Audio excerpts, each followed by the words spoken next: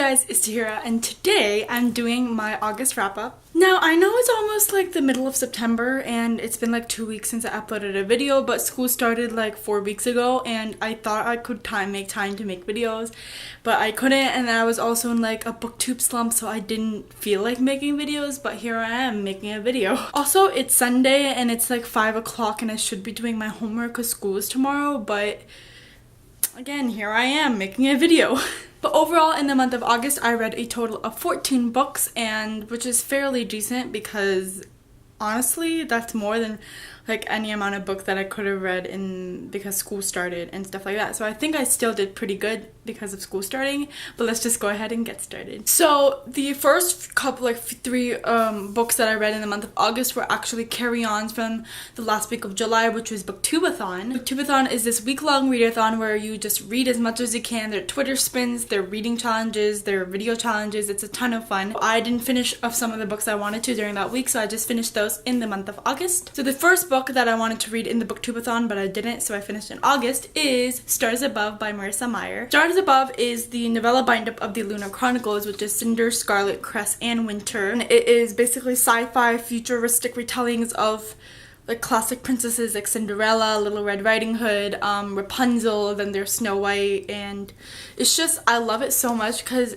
I love the aspect of the sci-fi, and these novellas were so good. If you read the Lunar Chronicles, you should definitely read this one. By the way, I give this a 5 out of 5 stars. Then I read 2 graphic novels by Raina Telgemeier, and the first one is Smile, and then the second one is Drama. Smile I gave like a 4.25, 0.35 out of 5 stars. I enjoyed this so much. This is a reread for me, and it was such an adorable story, and I love Smile so much, and it's just about a girl that goes through her teenage years with braces, and I can relate because I've had braces and I got them off like last year, but I can so relate because of all the pain and stuff you have to go through, and overall it's just a relatable and funny story. Then I read Drama, which I gave like a 4 out of 5 stars. Drama is about a theater production, and it's about 2 boys and a girl and their story. And what I really like about this book is that usually, like if it's a theater based book, then it's usually about the actors and stuff that goes on the stage, but this goes into stuff about behind the stage, what goes into sets and design and costume and production and stuff like that,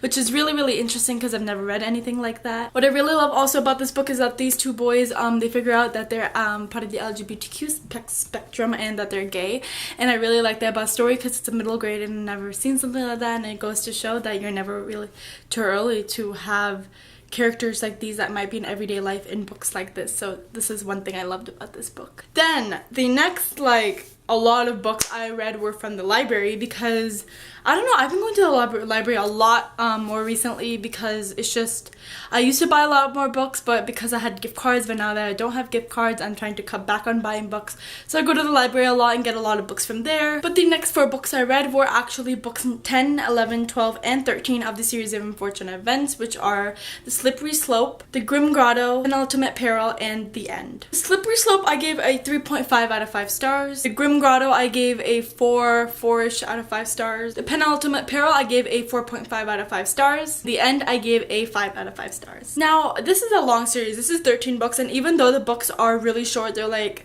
I mean, in the end, they become like larger, but in the beginning they're like 192 pages, 212 pages, stuff like that.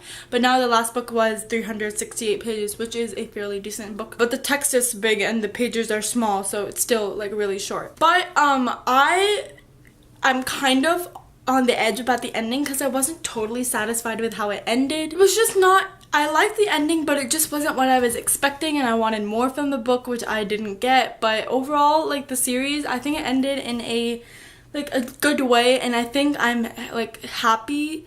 I'm happy with the ending, but I'm so like still not happy. It's just very conflicting, so you know. The next book I read is But Then I Came Back by Estelle Laure. This book gave like a 3.75, 3.65 out of 5 stars. This book is about a girl in a coma, and I think she wakes up and she sees that there's someone else in a coma in the hospital that she saw when she was in her coma, and she was figuring out all these things. And I don't know, I don't remember much, even though I read it like a month ago, and I don't really remember that much about the story, so but I know I liked it, but it just wasn't what I was expecting. The next book I read was Definitions of Indefinable Things by Whitney Taylor, which I gave a 3.5 out of 5 stars. Definitions of Indefinable Things is about a girl with depression, and she is dealing with that, and the story is about that. Overall, I also enjoyed this book. It wasn't up to, I thought I wanted to really like it because Emma from Emma Books liked it because she reviewed it on her channel, and I really wanted to like it. And I honestly also read it because I was just in a contemporary mood, and this is contemporary, so I just read it and I enjoyed it. The next book I read is Windfall by Jennifer E. Smith, which I gave a 3.75 out of 5 stars. Windfall is about a girl who buys a lottery ticket for her best friend, and she gives it as a birthday present to her best friend, and he ends up winning $141 million, which is a lot of money. Now, he used to be kind of struggling with financially, and so this money has helped him out a lot, and this affects their friendship a little, and I really like that about this book. I really like this part of the book is because I've never read a book about how the lottery and a lot of money can affect people, especially if you receive money in such a big amount at the same time. It can affect you a lot and around the relationship with people around you, and I really like that. But I would have liked to see a little bit more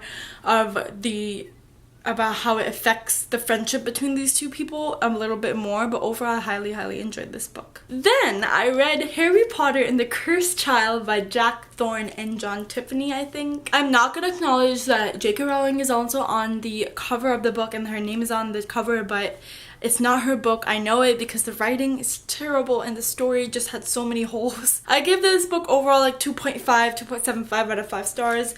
I did not enjoy it, and I've heard a lot of mixed reviews about it. Some people really hate it. Some people are okay about it. Some people really love it. But overall, I was looking for so much more than what it wanted and what it was giving. This book is, by page 8, I already found a sentence.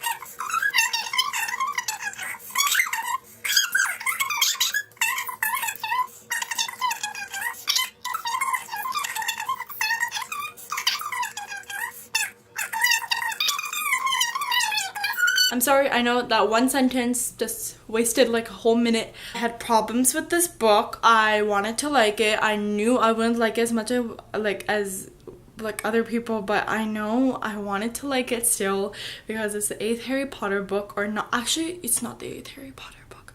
I was honestly considering reviewing this book because you can see how much I had to say about it, but I ended up not because first, I didn't take notes while I was reading, but I thought of taking notes. It was at in the very late in the book, so I couldn't start in the middle. So I was gonna review it, and if I thought of it, I would definitely review this book. But I gave it 2.75 out of 5 stars, and that's bad. The next book I read in the month of August is A Corner of White by Jacqueline Moriarty. A Corner of White is it's about a girl and a boy, and they live in different worlds. And these different worlds, they're far apart. The one world doesn't know about the other world, but the other world knows about the world, our world. One world is our world, and the other world is another world. So the another world knows about our world, but our world doesn't know about another world. Yeah. Book is about a girl, and she sees a letter in a crack of the pavement, and she picks it up and she thinks this is just a joke from someone in her world, just playing on her, and it's just a letter, but the letter is from someone who's in the other world. The whole story is confusing, I know, but it's about how they interact, and the girl still thinks it's all a big joke, but the guy's trying to explain to her how he's real and how their world works, but she thinks he's just a big imaginative geek / nerd. And so I liked this book. I gave this a 3.55 out of 5 stars, which is not that bad, but my uncle got this for me for my birthday in 6 months ago, and I just got around to reading in August, which shows how big my TBR is. But overall, this book was just not, again, what I was looking for. I don't know, because I've never heard of this book. I never have seen it anywhere around BookTube, and so I was going into it knowing nothing at all, because usually when I read books, I usually read books that are I guess, popular on BookTube, or at least been talked about, because that's where I get a lot of my recommendations. It is from BookTube. And so when I got this book, I was interested because it sounded really interesting and I never heard of it before. But overall, I enjoyed it. I fairly did enjoy it. I didn't hate it, but I didn't love it either. Okay, so the second last book I read in the month of August is a book that I did not choose to read for my own pleasure, but that is Great Expectations by Charles Dickens. Now, Great Expectations, everyone knows it's a classic, and I had to read it for school for summer homework, and don't mind the tabbing because I tabbed it for like the summer assignment. And so overall I gave this like 3 out of 0.5 or 3 out of 5 stars. I didn't, like, honestly, I thought I would hate it, but I didn't hate it. I was really surprised because I thought I would hate a classic, because classics to me are kind of boring and just really slow, and the stories, and I don't know. Overall, I actually enjoyed this book more than I thought I would, which is, I guess, good. Yes, this was a summer assignment. I don't have many thoughts because it's a classic. I had to read it for school. Yep. And the last book I read in the month of August is Keeper of the Lost Cities by Shannon Messenger, which is the first book to the Keeper of the Lost Cities series. I'm in the middle of this series right now. I'm actually reading the 3rd book, I think. And this book I highly enjoyed. I gave it 5 out of 5 stars. I loved it. It's so much fun, and I'm actually very invested in this story, which I am usually invested in stories, but not as much as like Keeper of the Lost Cities, which I'm really enjoying because it's so much fun and intense at some points. Some points are predictable, but I originally started this series because one of my best friends recommended it to me, and it's her all-time favorite series, and she was saying that I should read it, how it's so good, and I picked it up because of her, and I'm really liking it. So those were all the books I read in the month of August. I read 14 books. I know this video was all over the place. I know I'm rambling, and I know that all my words are everywhere, so just bear with me. Let me know down below what's your favorite book that you read in the month of August, as I would love to know. But that is it for this video. I hope you enjoyed, and I'll see you next time. Bye!